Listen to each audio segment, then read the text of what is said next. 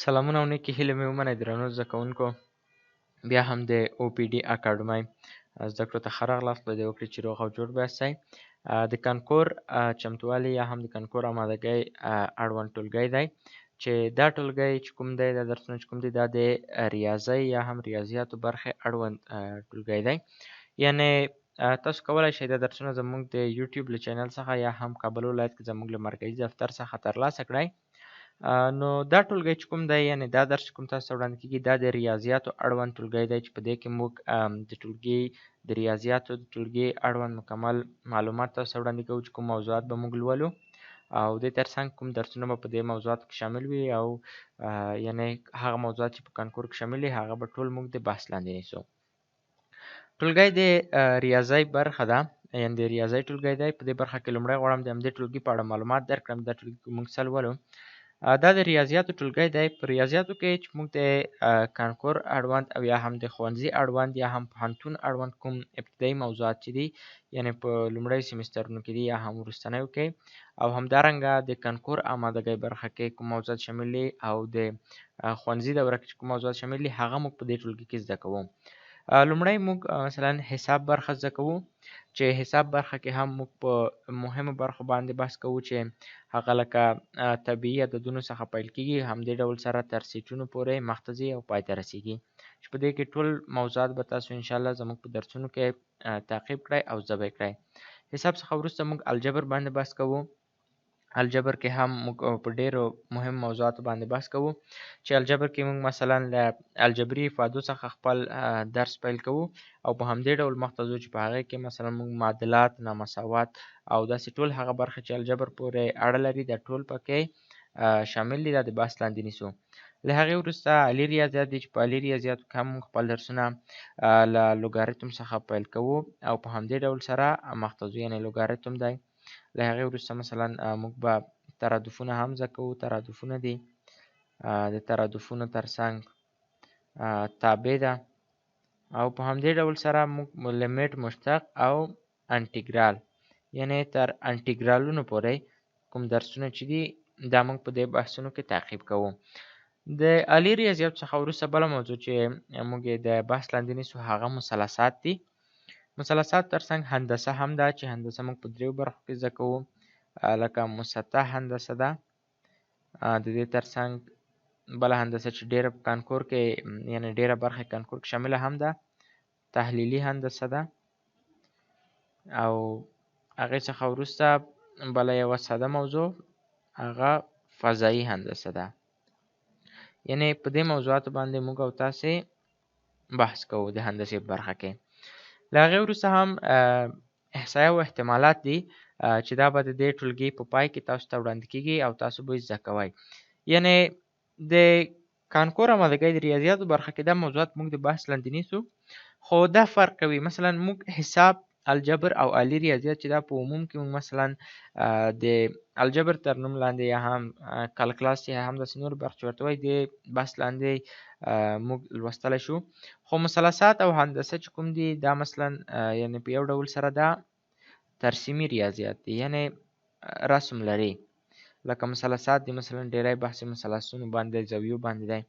او احصایه او احتمالات برخه چې کومه ده دا هم داسې یوه تیوري ډوله بحث دی.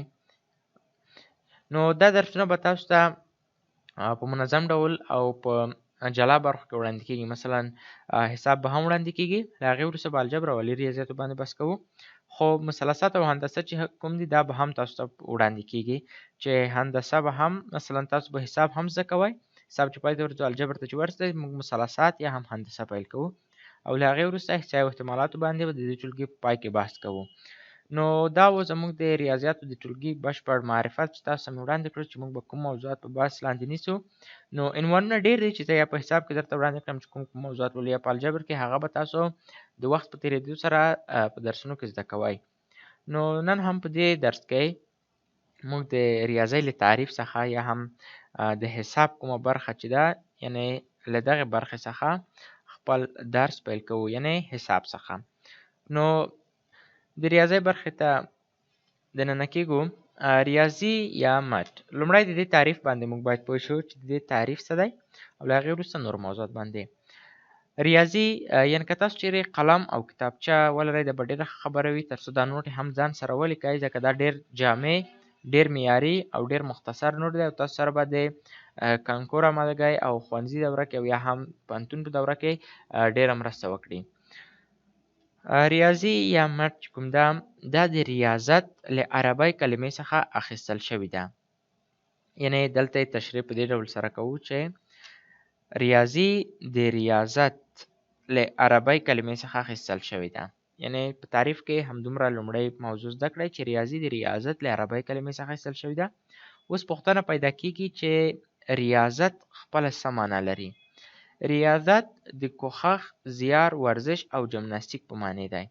یعنې ریاضي اصلا موږ دلته که چیرې د بحث لاندې ونیسو نو کوښښ او زیار چې کوم دی دا ډېر یو مختصر او ډېر جامع مفهوم وړاندې کوي. ریاضت، ورزش او جمناستیک هم که چیرې تاسو په عربی کلمو کې استعمال کړئ نو مترادفه کلمه څه ده؟ ریاضت دی. دا و د ریاضۍ ابتدایي تعریف او ابتدایي معرفت. خو بل تعریف یې چې کوم وړاندې کېږي هغه به هم زه تاسو دلته ولیکم، تاسو دا برخې ځان سره لیکئ. نو اوس یې راځو خپله د ریاضۍ په تعریف باندې، یعنې یو لنډ او مختصر تعریف تاسو ته وړاندې کوم. یعنې دلته لیکم تعریف، تاسو هم ما سره یو ځای لیکئ تر څو چې په ښه ډول سره د ټولګۍ مخته لاړ شي. د ریاضۍ تعریف په دې ډول باندې دی چې ریاضي هغه علم دی، ریاضي هغه علم دی چې د اعدادو او کمیتونو، کمیت په اړه هم وروسته معلومات درکوم چې کمیت خپله څه ته وایي، کمیتونو د ارتباط او اړیکې څخه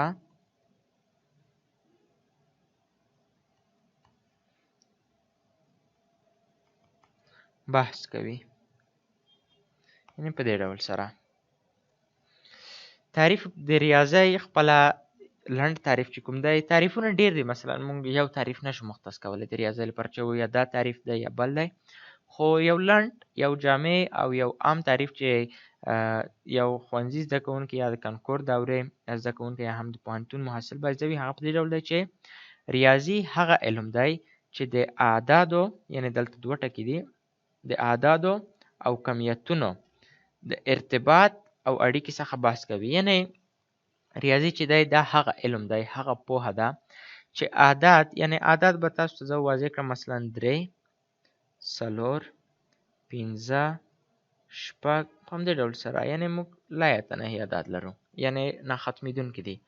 یعنې د اعدادو او کمیتونو د ارتباط او اړیکې څخه بحث کوي. بله پوښتنه چې تاسو ته پیدا کېږي هغه دا دی چې کمیت څه ته ویل کېږي. کمیت په اړه به یو لنډ تعریف تاسو ته وړاندې کړم چې کمیت چې کوم دی هر هغه څه چې د اندازهګیرۍ وړ وي دې ته موږ کمیت وایو. یعنې هر هغه څه چې د اندازهګیرۍ، یعنې اندازه کړلی شي، د اندازهګیرۍ وړ وي کمیت بلل کېږي.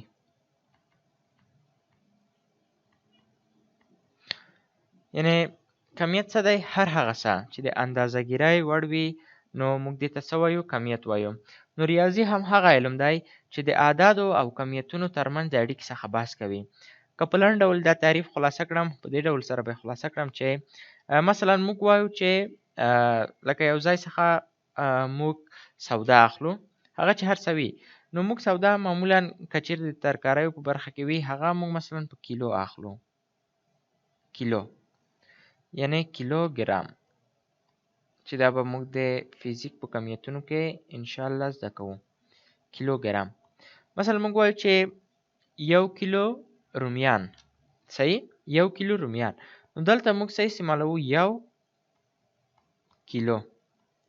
دلته رومیان په څه اندازه شول په کیلو سره او څومره 1 کیلو یعنی یو دلته یو عدد دی او کیلو یې هم واحد دی خو دلته یعنی یو کمیت شولو کیلو واحد دی او رومیان چې کوم دي دا یعنی یو کمیتونه هم دي رومیان چې کوم دي دا خپله یو ترکاري هم ده او موږ یې په څه اندازه کوو په کیلو سره یعنی یو واحد لري او کمیت هم دی نو که وچیرې ووایو چې 1 کیلو رومیان نو دا موږ اندازه کړو د څه په واسطه د ریاضۍ په واسطه چې دلته یو عدد دی او کیلو هم واحد دی نو تاسو به چې مخته لاړ شئ درسونه ډېر ښه به پرې پوه شئ خاصتا د فزیک په برخه کې په دې موضوعاتو باندې خو اوس لپاره همدومره تعریف بس چې ریاضي هغه علم دی چې د اعدادو او کمیتونو د ارتباط او اړیکې څخه بحث کوي بله موضوع چې موږ یې باید زده کړو هغه دا دی چې د ریاضۍ په اړه نور تعریفونه هم شته خو تاسو لپاره فعلا همدا یو لنډ او عادي تعریف بسنه کوي هغه دا چې زموږ درس اوس د کنکور چمتووالي برخه کې یا د ترڅنګ ښوونیزه دوره کې له کوم ځای څخه پیل کېږي هغه نوی عنوان چې کوم دی هغه دی حساب یعنی دې برخې لپاره الجبر برخې لپاره هر برخې لپاره تاسو باید جلا کتابچه ولرئ یعنی زموږ درس د حساب له برخې څخه پیل کېږي حساب خپله څه دی کومې کړنې ترسره کوي او کوم موضوعات پکې شامل دي دا به په دې لوست کې موږ زده کوو حساب یعنی اصلا دلته باید تاسو ته لنډ معلومات ولیکم تاسو هم لیکئ ځان سره کتابچو کې چې حساب له یونانۍ کلمې حساب د یونانۍ کلمې اریتموس څخه اخیستل شوی یعنی حساب د کومې کلمې څخه اخیستل شوی د یونانۍ کلمې څخه کومه کلمه ده اریتموس چې اریتموس یا هم دا یونانۍ کلمه چې کومه ده د عدد په معنی ده یعنی په دې ډول سره نو موږ له دې څخه مطلب اخیستی شو چې د حساب علم اریتموس یا اریتمیټیک علم کوم چې دی دا د اعدادو سره کار لري یعنی د اعدادونو سره یې سروکار دی چې موږ به د حساب په برخه کې په اعدادو باندې بحث کوو د ترڅنګ کسرونو باندې مالی محاسبې چې کومې دي د ترڅنګ سیټونه چې کوم دي اشار کسرونه چې کوم دي اشاري عددونه چې کوم دي یعنی ټول هغه عددونه چې په حساب کې شامل دي باندې به موږ بحث کوو او زموږ د ریاضۍ دویم درس چې کوم دی هغه چې په بله ویډیو کې تاسو ګورئ هغه به د عددونو څخه زموږ درس پیل کېږي په دې لوست کې په عمومي ډول سره موږ یوازې د دې ټولګي یا د کنکور چمتووالي ټولګي هغه اړوند بشپړ معرفت تاسو ته درکړو د ریاضۍ برخه کې چې کوم موضوعات بلولو او دې ترڅنګ زموږ د نن ورځې لومړی لوست هم چې کوم و هغه د ریاضۍ له معرفت او تعریف څخه پیل شو او همدارنګه موږ د حساب تعریف هم په دې برخه کې راونغاړلو نو تاسو څخه هم هیله لرم چې دا برخه مو ټوله نوټ کړې وي او انشاءالله ګټه ترې واخلئ بیا هم ستاسو له لیدو او اورېدو څخه یوه نړۍ مننه